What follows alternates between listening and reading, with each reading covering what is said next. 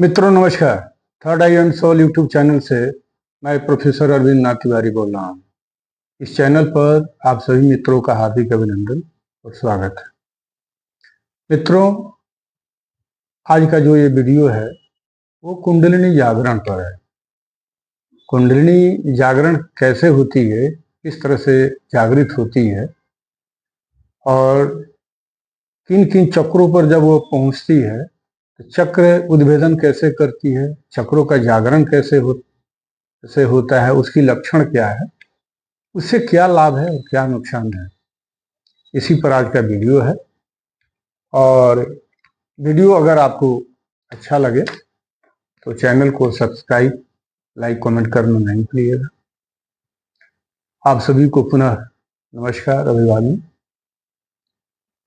मित्रों, अध्यात्म का एक ऐसा सफर है जिसे हर व्यक्ति पूरा करना चाहता है, खास तौर पर वह व्यक्ति जो साधना के क्षेत्र में कार्यरत है, जिसकी उत्कंठ इच्छा होती है कि अपने अध्यात्म के गंतव्य पर पहुंचूं, ऐसे मंजिल पर पहुंचूं कि मुझे मोक्ष की स्थिति हो।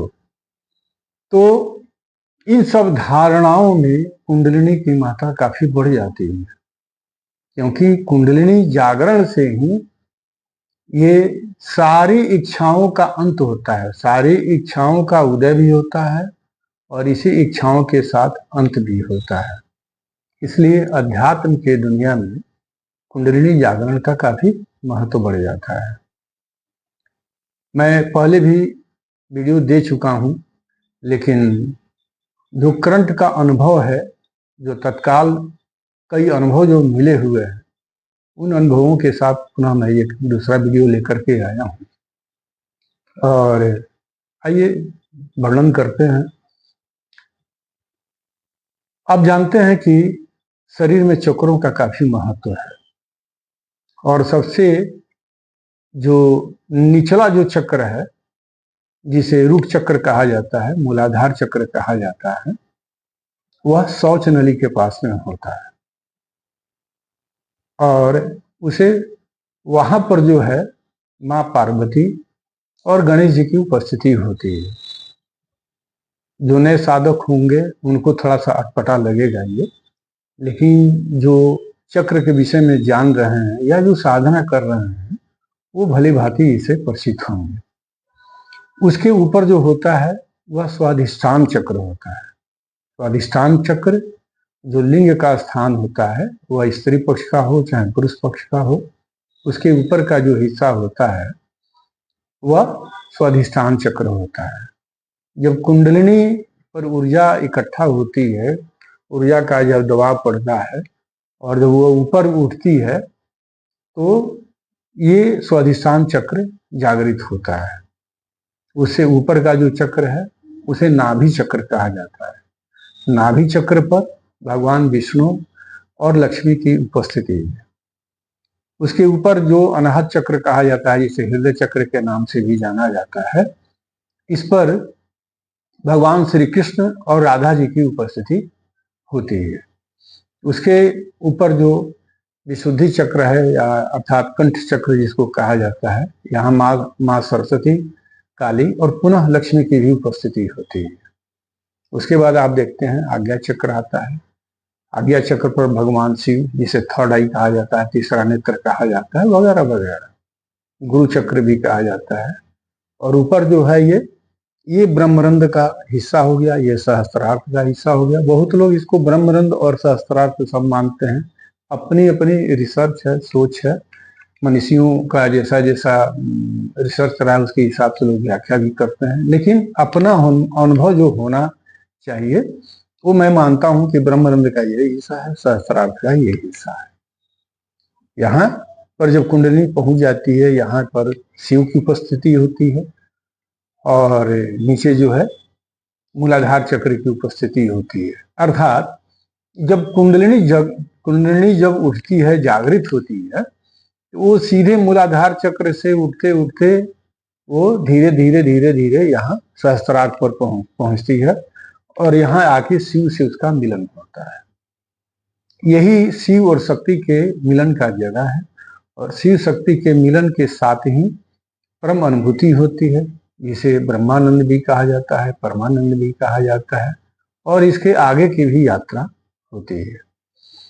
तो कुंडलिनी जागरण करने के लिए क्या करना पड़ता है, साधक क्या करता है? तो कुंडलिनी जागरण करने के लिए भगवान शिव का मंत्र, हनुमान जी का मंत्र, माँ काली का मंत्र और माँ गायत्री का मंत्र सबसे सफल मंत्र है।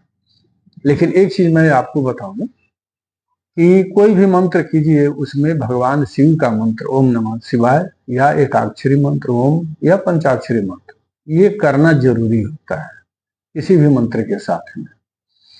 माँ गायत्री के मंत्र से ये लाभ होता है कि आपको एक ही मंत्र से सभी चक्र जागृत हो जाते हैं, क्योंकि ये परमात्मा का मंत्र माना गया और सभी चक्रों से संबंधित है ये मंत्र, सभी की उपस्थिति इसमें है इस मंत्र में। इसलिए आपको अलग अलग से किसी भी चक्र के लिए मंत्र करने की जरूरत नहीं है।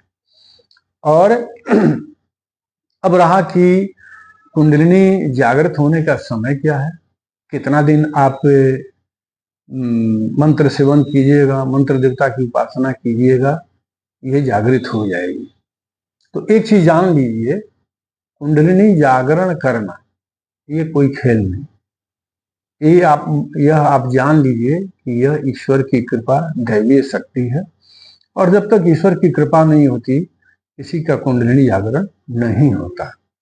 भले कोई दावा करे यूट्यूब पर कि मैं 2 महीना में करा दूंगा, 3 महीना में करा दूंगा, 4 महीना में करा दूंगा, तो ये झूठा दिलासा है, झूठी बात बोलनी है और साधकों को लूटने वाली बात है। ये खेल नहीं है कि कोई चाहे कि गुरु सिर्फ ये साधना करने का ढंग बताता है, मार्ग बताता है, वो साधना, और तब तो जो साधक होता है उसको करना पड़ता है, उसके ऊपर निर्भर करता है, उसकी मेहनत पर निर्भर करता है और उसके प्रारब्ध पर निर्भर करता है।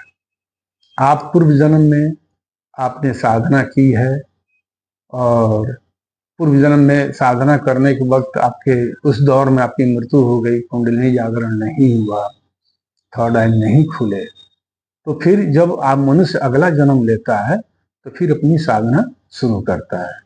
हाँ, ये फायदा है कि अगर 28 दिन में उस समय खुलने वाला था और 3 दिन बच गया, 4 दिन बच गया, तो ये 3 दिन 4 दिन कीजिएगा तो 3-4 दिन में ये सफल हो जाएगा। 3-4 दिन कहने का मतलब ये नहीं कि 3-4 दिन, ये 3 बरस भी हो सकता है, 3 महीना भी हो सकता है।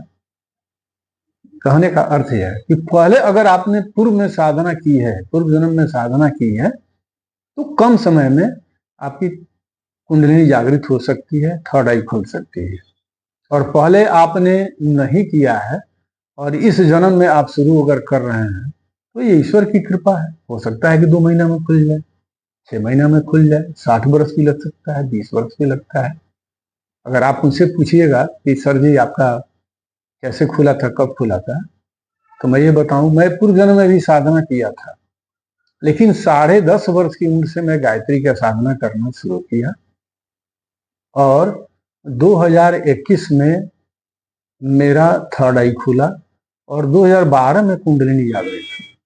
मोटा मोटी 10 वर्षों में जा करके मेरा थर्ड आई खुला। और ये भी आपको आश्चर्य लगेगा कि उस समय जिस दौर में मैं था, ना उस समय यूट्यूब था, ना कोई बताने वाला था।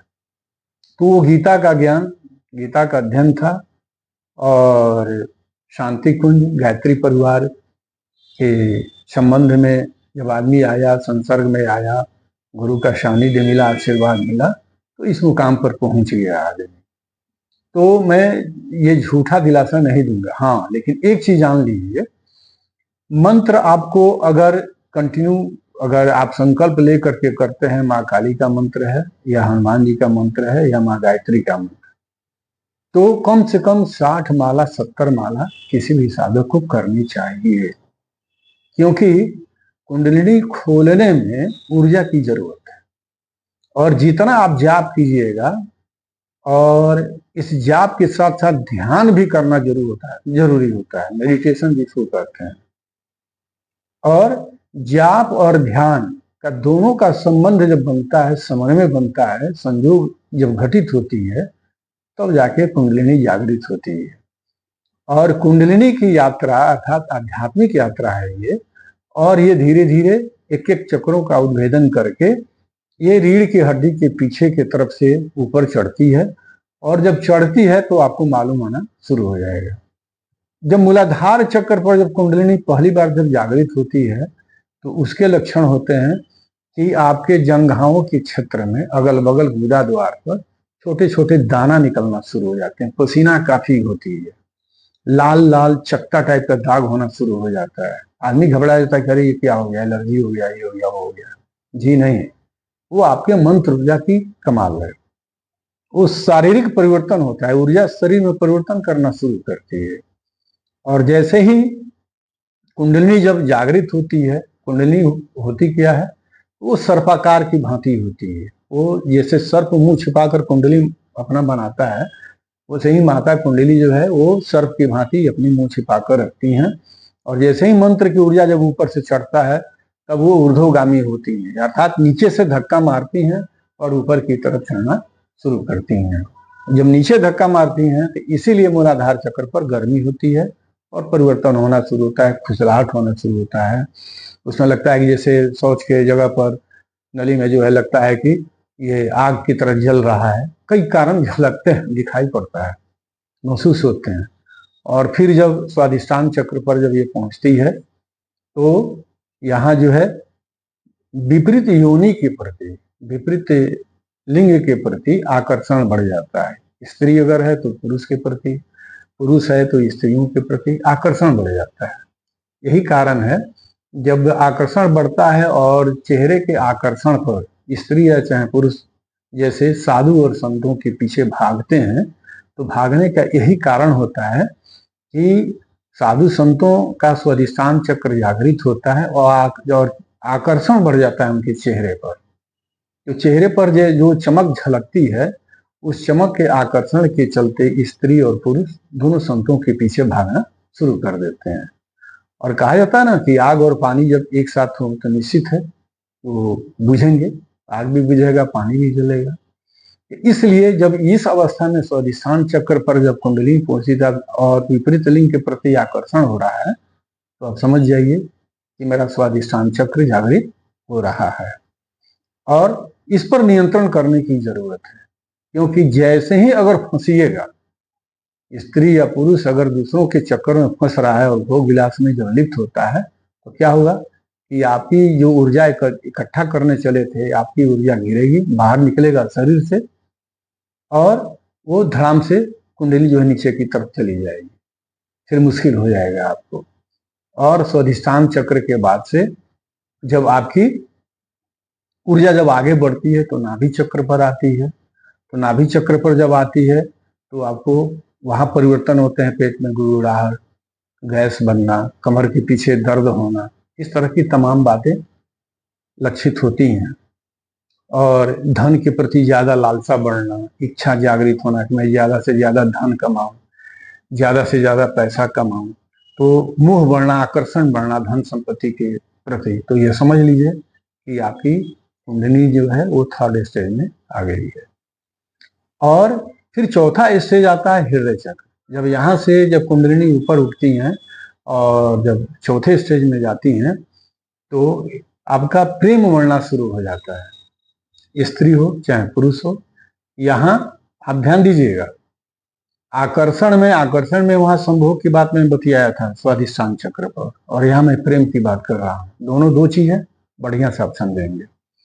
जैसे ही हृदय चक्र पर कुंडली पहुंचती है तो आपका प्रेम विस्तार करना शुरू हो जाता है। जो प्रेम केवल माता के प्रति, पत्नी के प्रति, बेटा के प्रति, पिता के प्रति, अर्थात परिवार में जो प्रेम जो सिमट कर आता था आपका, वो प्रेम अब विस्तार करना शुरू कर देता है, विस्तार लेना शुरू कर देता है। अर्थात बाहर की दुनिया में आपका शत्रु भी अगर सामने है तो उसके प्रति भी प्रेम न बढ़ेगा, दया भाव आपकी बढ़ेगी।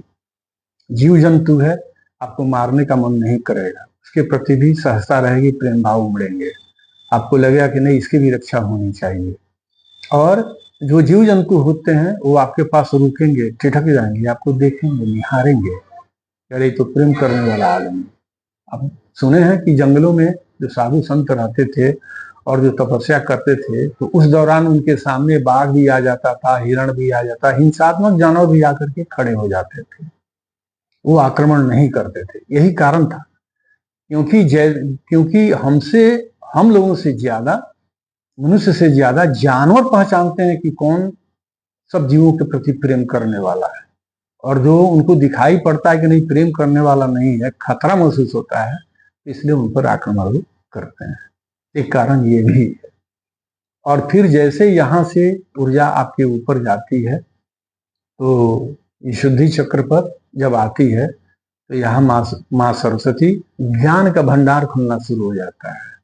आपकी वाणी जो है वो सत्य होना शुरू होती है। किसी के संदर्भ में कोई बात कहिएगा घटित हो जाएगी, अच्छा कहिएगा तो चाहे बुरा कहिएगा तो। इसलिए यहाँ बड़ी कोई भी बात कहनी होती है साधक को, तो संयम के साथ कहना चाहिए, संयम के साथ बताना चाहिए। और इसलिए कि माता लक्ष्मी और काली और सरस्वती तीनों की उपस्थिति होती है। और फिर जब यहाँ से आगे बढ़ती है आज्ञा चक्र पर, आज्ञा चक्र पर जब ऊर्जा आती है तो आपको दर्द होना शुरू हो जाता है। इन सब जगहों पर दर्द होना शुरू हो जाता है, यहाँ पर फटफट होना शुरू हो जाता है। और यहाँ पर जब ऊर्जा आती है तो यहाँ पर 5 स्टेज होता है यहाँ आज्ञा चक्र खोलने का। उन जब 4 स्टेज को पार करती है तो 5वां स्टेज में जाके उद्भेदन में, इस बीच इस दौरान आपको यहाँ दर्द होगा, चट करेगा ध्यान के समय में, बहुत सारी घटनाएं इस पर घटित होती हैं। तब आपको ऊर्जा दिखाई पड़नी शुरू होगी पांचवा में, और तब आपका आज्ञा चक्र खुलता है। फिर इससे आगे की यात्रा कीजिएगा तो ब्रह्मरंध्र पर जाने के बाद आप कई लोग का दर्शन करते हैं, परमात्मा से मिलन शुरू होता है। और ध्यान के दौरान जो है आपको बारिश होती दिखाई पड़ेगी, सहस्त्रार्थ दिखाई पड़ेगा, हजारों वाला कमल आपको यहाँ दिखाई पड़ना शुरू हो जाएगा। उसमें से ओस की बूंद की तरह टपकना आप देखेंगे। आपको जिह्वा, यहाँ जिह्वा में भी उसका स्वाद, वो जो ओस होता है वो यहाँ तक भी आता है, ठंड की एहसास होती है। तो ये तमाम लक्षण हैं कुंडली खुलने के। और ये जान लीजिए कि ये तो मैंने लक्षण बताया, और लाभ इससे ये होता है कि आपके विचार में परिवर्तन हो जाते हैं। जो आप मांसाहारी भोजन करते थे वो सात्विक भोजन करना शुरू कीजिएगा, और परिवर्तन दिखाई पड़ता है कि आपके पास जो नकारात्मक शैली के जो लोग हैं वो कम बैठेंगे, भागना शुरू कर देंगे, वो आपके पास बैठेंगे नहीं, अच्छे लोग ही बैठना शुरू करेंगे। अब आपकी बात जो है बड़ी नपी तोली निकलेगी तो बहुतों को जो है वो सोचेगा कि भाई क्या बोल रहे हैं, क्या कह रहे हैं। अपने जो लोग हैं वो भागना भी शुरू कर देते हैं, नहीं समझ पाते हैं, क्योंकि इस तरह की आभा निकलती, इस तरह की ऊर्जा निकलती है, और आपका इतना स्ट्रांग हो जाता है, इतना बढ़िया हो जाता है कि जो पॉजिटिव वाले लोग होते हैं वही टिकते हैं, निगेटिव वाले लोग नहीं टिक पाते हैं। अगर आपके घर परिवार में लोग हैं तो वो आपसे डरेंगे, महसूस करेंगे। हाँ, एक चीज और है कि जैसे मान लीजिए घर में निगेटिविटी है, आप नकारात्मक चीज की उपस्थिति है, तो जैसे लगेगा कि घर में चमड़ा गिर रहा है आपको, या कहीं नकारात्मक जगह पर जाइएगा तो दुर्गंध वहां महसूस होगा। औरों को नहीं बुझाएगा लेकिन आपको जरूर बुझाएगा। किसी रास्ते से जा रहे हैं, अगर पॉजिटिव जगह है तो आपको बेल, केवड़ा का सुगंध, अगरबत्ती का सुगंध महसूस होगा।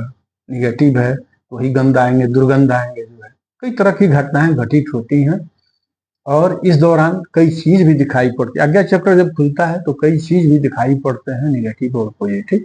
बहुत सारे परिवर्तन आ जाते हैं भोजन से लेकर के विचार तक। तो कुंडलिनी खोलने के बाद यह है कि आप एक ऐसे रहस्यमय दुनिया में प्रवेश कर जाते हैं कि जो आप कभी उम्मीद नहीं किए थे कि जो चीज हमको देखने को मिलेगा, वो सब चीजें दिखाई पड़ती हैं।